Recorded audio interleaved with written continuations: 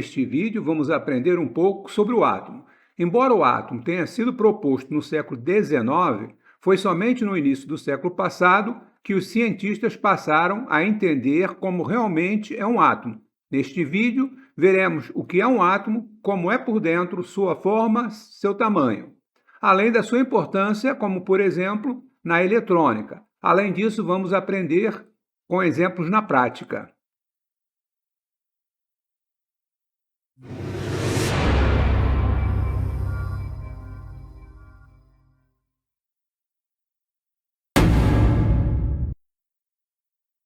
Mas o que é um átomo? Na verdade, tudo que é matéria é feita de átomos. Tudo, sem exceção. O ar que respiramos, o nosso corpo, as estrelas, enfim, tudo é composto por átomos. Os átomos são as unidades básicas de toda a matéria. E como é o átomo por dentro? Embora incrivelmente pequeno, o átomo é formado por partículas muito menores. Um átomo é composto por um núcleo central e cercado por elétrons. O núcleo é formado por prótons e nêutrons. Já os elétrons ficam girando em órbitas ao redor do núcleo.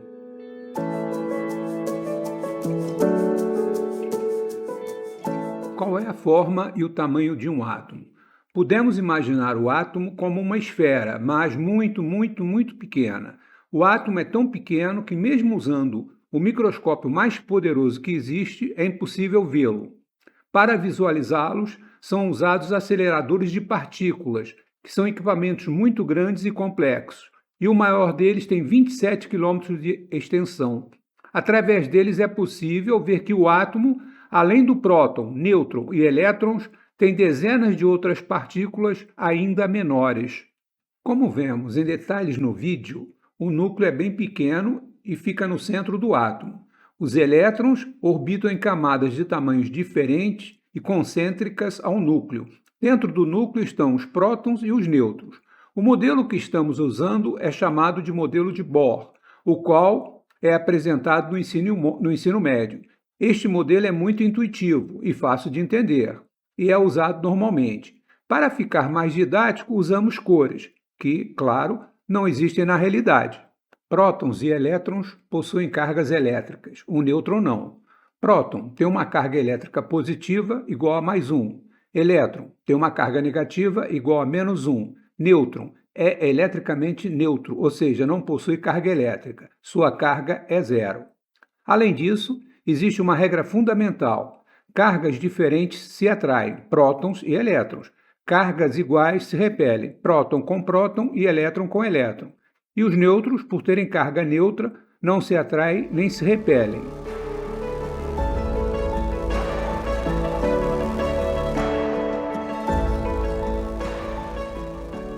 É comum representar um átomo através de suas cargas elétricas, como mostrado. Mas quantos elétrons existem dentro de um átomo?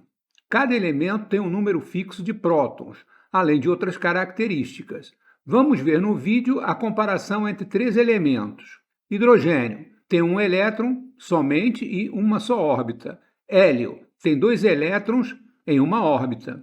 Já o urânio tem 92 elétrons distribuídos em 7 órbitas. Então, átomos diferentes têm números de elétrons diferentes, que vai do hidrogênio com um só elétron ao urânio, que é o elemento com o maior número atômico encontrado na natureza. Uma definição importante é o número atômico Z, que é igual ao número de prótons no núcleo de um átomo. Os elementos químicos são distribuídos na tabela periódica de acordo com suas características. O átomo de cobre, por exemplo, é mostrado em destaque. Os números atômicos Z, o símbolo e o nome são as características principais de um átomo. Quais são as regras para um átomo?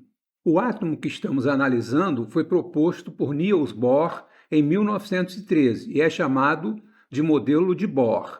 Os postulados ou regras do modelo de Bohr são: os elétrons orbitam em camadas, há no máximo 7 camadas ou órbitas numeradas de n igual a 1, n igual a 2 até n igual a 7. Essas órbitas também podem ser atribuídas às letras K, L, M, N, O, P e Q, respectivamente. Cada camada tem uma energia fixa, chamadas de níveis de energia. O nível de energia N igual a 1, o mais próximo do núcleo, é o nível de energia mais baixo. Por sua vez, N igual a 7 representa a camada com o nível mais alto. O número máximo de elétrons, como se vê na tabela, obedece a uma regra. Um elétron só vai para uma camada posterior se a anterior estiver totalmente preenchida. No exemplo, o átomo de paládio tem 18 elétrons na última camada, portanto, essa camada ainda pode receber mais 14 elétrons.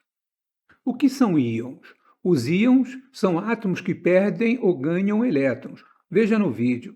Alguns átomos, em determinadas condições, podem perder o elétron da última camada. Neste caso, chamamos de íon positivo ou cátion. Quando o átomo ganha um elétron, é denominado de íon negativo ou ânion. São muito importantes em química e em eletrônica. Por exemplo, alguns elétrons podem mudar de nível de energia sob certas condições. Os elétrons em um átomo se movem de um nível de energia mais baixo para um nível de energia mais alto quando uma fonte externa, como por exemplo a luz, fornece a energia necessária. Essa situação é temporária e assim em que não houver mais luz, os elétrons retornam à sua camada original. Nesse processo, emitem um fóton de luz.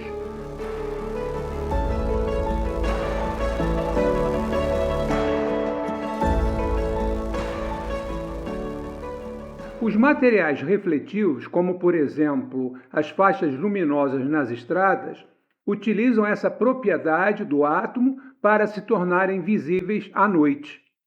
As lâmpadas fluorescentes são outro exemplo.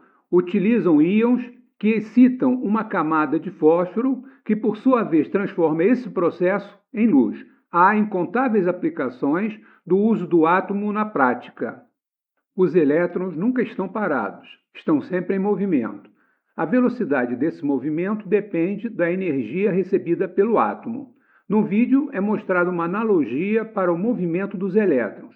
Repare que as órbitas vão sendo preenchidas de acordo com o modelo de Bohr. No dia a dia, percebemos esse movimento dos elétrons pela temperatura emitida por esses objetos. Pense em um pedaço de metal de ferro.